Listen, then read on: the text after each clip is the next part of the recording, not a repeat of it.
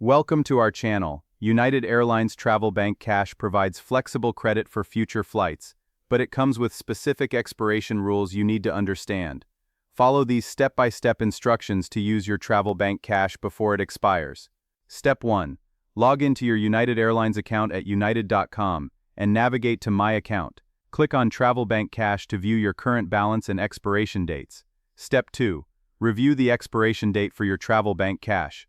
Most credits expire 1 year from the original issue date, though some promotional credits may have different terms. Step 3.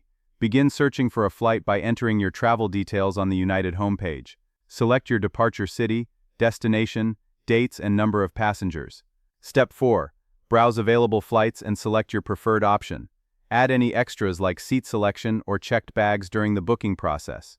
Step 5. Proceed to the payment page where you'll see an option to apply Travel Bank Cash. Check the box to use your available credit towards the booking. Step 6. The system will automatically apply your Travel Bank Cash to the total fare.